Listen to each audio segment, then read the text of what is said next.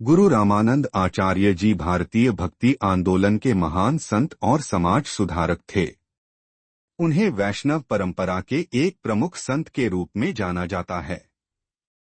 उन्होंने जातिपांति और धार्मिक भेदभाव को समाप्त करने के लिए भक्ति मार्ग का प्रचार किया और भगवान राम और सीता की उपासना को जनवरी से जनवरी तक पहुंचाया। जीवन परिचय। एक जन्म। गुरु रामानंद का जन्म 14वीं शताब्दी के उत्तरार्ध में काशी, वर्तमान वाराणसी में एक ब्राह्मण परिवार में हुआ था।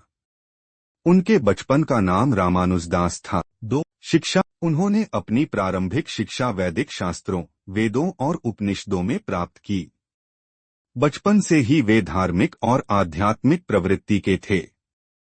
वे रामानुजाचार्य की परंपरा से जुड़े और वैष्णव धर्म को अपने जीवन का आधार बनाया। 3 भक्ति आंदोलन में योगदान। गुरु रामानंद ने समाज में फैली जातिगत भेदभाव को समाप्त करने के लिए भक्ति आंदोलन का मार्ग अपनाया।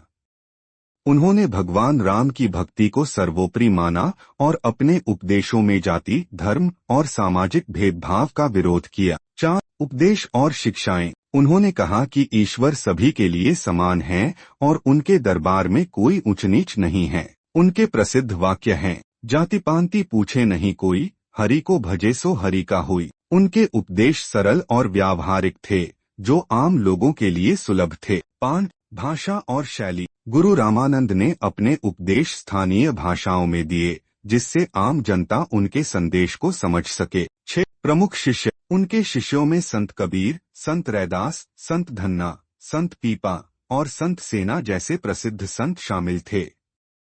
इन शिष्यों ने भक्ति आंदोलन को और भी व्यापक बनाया। 7 निधन। गुरु रामानंद का निधन वाराणसी में हुआ। उन्होंने अपने जीवन के अंतिम समय तक समाज में समानता और प्रेम का संदेश दिया। गुरु रामानंद की विरासत। गुरु रामानंद आचार्य जी ने समाज में फैली बुराइयों के खिलाफ खड़े होकर भक्ति आंदोलन को नई दिशा दी।